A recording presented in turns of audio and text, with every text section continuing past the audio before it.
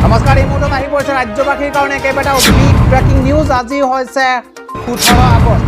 অসমৰ লগতে ভাৰতৰ বিভিন্ন প্ৰান্তৰ পৰা এনেধৰণৰ খবৰবোৰ নিতৌ চাবৰ কাৰণে চেনেলটো ছাবস্ক্ৰাইব কৰিবলৈ নাপাহৰিব।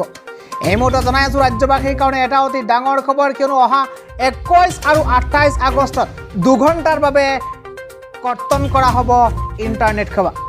এটা অতি বিগ ব্ৰেকিং জনাইছোঁ, 21 আৰু 28 আগষ্টত কৰ্তন কৰা হ'ব ইণ্টাৰনেট সেৱা, কিয়নো 26,000 নিযুক্তিৰ পৰীক্ষা অহা 21 আৰু 28 আগষ্টত অনুষ্ঠিত কৰা হ'ব।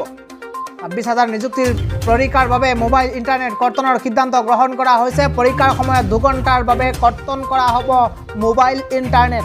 পৰীক্ষা কেন্দ্ৰৰ সমীপৱৰ্তী এলেকাত মোবাইল ইণ্টাৰনেট কৰ্তন কৰাৰ সিদ্ধান্ত গ্ৰহণ কৰা হৈছে। পৰীক্ষা স্বচ্ছ আৰু নিকা কৰাৰ উদ্দেশ্যৰে সেই ডাঙৰ সিদ্ধান্ত গ্ৰহণ কৰিছে ৰাজ্য চৰকাৰে। 21 আৰু 28 আগষ্টত অনুষ্ঠিত হ'ব লিখিত পৰীক্ষা। 26,000 নিযুক্তি পৰীক্ষাক লৈ মুখ্যমন্ত্ৰীৰ তৰফৰ পৰা কেইটামান জৰুৰী বৈঠক কৰা হৈছে। ৰাজ্যৰ উপায়ুক্তসকলৰ সৈতে ভাৰ্চুৱেলি বৈঠকত মিলিত হৈছে মুখ্যমন্ত্ৰী ডক্টৰ হিমন্ত বিশ্ব শৰ্মা।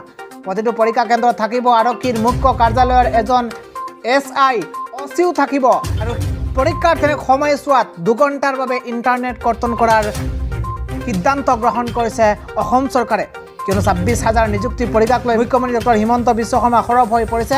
21 আৰু 28 আগষ্টত 2 ঘণ্টাৰ বাবে ইণ্টাৰনেট কৰ্তন কৰা হ'ব, কিয়নো স্বচ্ছ আৰু নিকা পদ্ধতিৰে পৰীক্ষা অনুষ্ঠিত কৰিবলৈ সেই ডাঙৰ সিদ্ধান্ত অসম চৰকাৰে গ্ৰহণ কৰিছে।